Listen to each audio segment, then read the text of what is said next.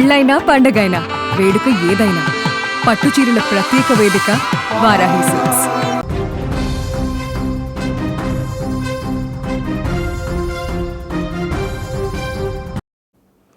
చిత్తూరు జిల్లా గుడిపల్లె మండలం మల్లప్ప కొండపైన 4 రోజుల క్రితం ఓ మహిళ భర్తను చంపిన కేసులో పోలీసులు 6 నిందితులను అరెస్టు చేశారు. వివాహేతర సంబంధానికి అడ్డు వస్తున్నారనే నెపంతోనే ప్రియుడు గంగాధరతో కలిసి భర్త రమేష్ను హాసిని చంపినట్లుగా డీఎస్పీ పార్థసారథి వెల్లడించారు. ఈ హత్యలో గంగాధరకు సహకరించిన మరో 4 అదుపులోకి తీసుకున్నట్లు తెలిపారు. ఈ హత్య కేసులో మరో 2 పాత్ర ఉన్నట్లు అనుమానం రావడంతో వారి కోసం గాలింపు చేపట్టినట్లుగా పోలీసులు పేర్కొన్నారు. ఈ ఘటనలో ప్రమేయం ఉన్న పవన్ అనే నిందితుడిపైన ఇప్పటికే పలు కేసులు ఉన్నట్లుగా కూడా పోలీసులు చెప్పారు. తమిళనాడులోని సూలగిరి పరిధి దేవసానపల్లెకు చెందిన రమేష్ హూసూరులోని ఓ ప్రైవేటు కంపెనీలో ఉద్యోగం చేస్తూ బాధ్యత గల భర్తగా జీవనం సాగిస్తున్నాడు. అతనికి 2 ఏళ్ల కిందట కుప్పం నియోజకవర్గం బోయనపల్లెకు చెందిన హాసినితో వివాహమైంది. ఇదిలా ఉంటే హాసినికి సొంతూరుకి చెందినటువంటి గంగాధర్తో స్కూల్ రోజుల నుంచే పరిచయం కూడా ఉంది. అది ప్రేమగా మారింది. అయితే తల్లిదండ్రులు చిన్న వయసులోనే రమేష్తో పెళ్లి చేశారు. పెళ్ళయ్యే నాటికి ఆమె వయసు 18 ఏళ్ళు లేదా అంతకంటే తక్కువే. ప్రసవం కోసం వచ్చిన హాసిని ఏడాది పాటు పుట్టింట్లోనే ఉండిపోయింది. ఈ సమయంలో గంగాధర్తో వివాహేతర సంబంధం కొనసాగింది. ఈ క్రమంలో భర్త రమేష్ అడ్డు తొలగించుకోవడానికి ప్రియునితో కలిసి ప్లాన్ వేసింది. ఇందుకోసం గంగాధర్ తన స్నేహితుల సహకారం కూడా తీసుకున్నాడు. ప్లాన్లో భాగంగా భర్త రమేష్ను వెంట తీసుకుని బిడ్డతో సహా ఈ నెల 13న పుట్టినూరు బోయినపల్లికి వచ్చింది. 14న మొక్కు ఉందని నమ్మించి భర్త బిడ్డతో ద్విచక్ర వాహనంపై మల్లప్ప కొండకు బయలుదేరింది. 3వ ఘాటు వద్ద వాహనాన్ని ఆపించింది.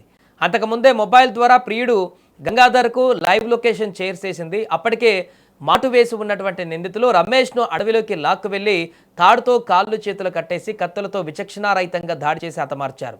భర్త హత్యకు ప్రియుడు గంగాధర్తో కలిసి హాసిని పకడ్బందీగా ప్లాన్ వేసిన చివరకు నిందితులు సీసీటీవీ ఫుటేజ్ వల్ల దొరికిపోయారు. ఈ కేసులో A1గా ఆర్ గంగాధర్, A2గా హాసిని, A3గా పవన్, A6గా వైశేఖర్, A7గా సంతోష్, A8గా సురేంద్రలను గుర్తించారు. వీరిని శాంతిపురం మండలము వీవరామపురం సమీపంలోని పాలారు బ్రిడ్జి వద్ద అటవీ ప్రాంతంలో అరెస్టు చేసి రిమాండ్కు తరలించారు. మరో 2 నిందితులు శాంసన్, శివలు పరారీలో ఉన్నారు. వారి కోసం గాలింపు చర్యలు కొనసాగుతున్నాయి. ఇక ఈ కేసులో పోలీసులకు లభించిన సీసీటీవీ ఫుటేజ్ హత్య వెనకాల గల గుట్టు విప్పింది. బిడ్డను చేతపట్టుకొని ఓ మహిళ 2 పురుషులతో ద్విచక్ర వాహనంపై వెళ్తూ కనిపించిన దృశ్యాన్ని పోలీసులు గుర్తించారు. అంతకుముందు అదే ద్విచక్ర వాహనంపై ఆమె అదే మార్గంలో బిడ్డతో కలిసి భర్త రమేష్తో ప్రయాణిస్తున్న ఫుటేజ్ కూడా లభించింది. ఈ క్రమంలోనే పోలీసులు అనుమానించారు.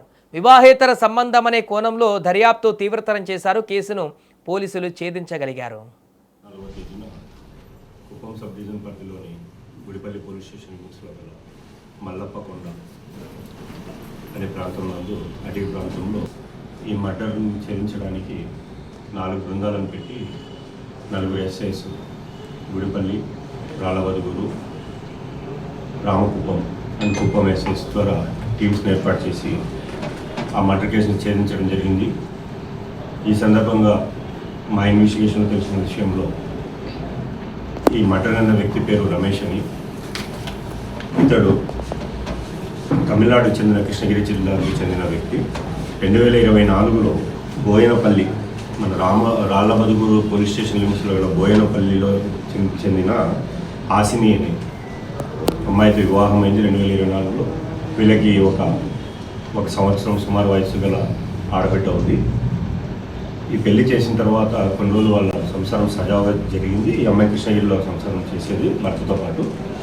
కానీ గతంలో ఈ అమ్మాయి ఒక అబ్బాయిని ప్రేమించిందని, ఆ అబ్బాయితోటి అలాగే సంబంధం అనేది కంటిన్యూ చేస్తూ ఉంది. వివాహ బంధంలో కూడా ఇలాగ చేస్తూ ఒకనొక సందర్భంలో ఈ అక్రమ సంబంధం బయటపడడంతో భర్త మందలించడంతో అతను ఎలాగైనా అడ్డు తొలగించాలనే పథకం ప్రకారంగా ఈ హాసిని యొక్క ప్రియుడు గంగాధర్ అని, ఇతడు కూడా అదే గ్రామంలో కాసి, ఇతడు ఎలాగైనా సరే వారిద్దరు ఒకటి కావాలి, భర్తని అక్కడి నుంచి ఎరాడికేట్ చేయాలనే ఉద్దేశంతో తన స్నేహితులతో మాట్లాడుకుని ఒక 6 మందిని గ్యాదర్ చేసుకున్నారు.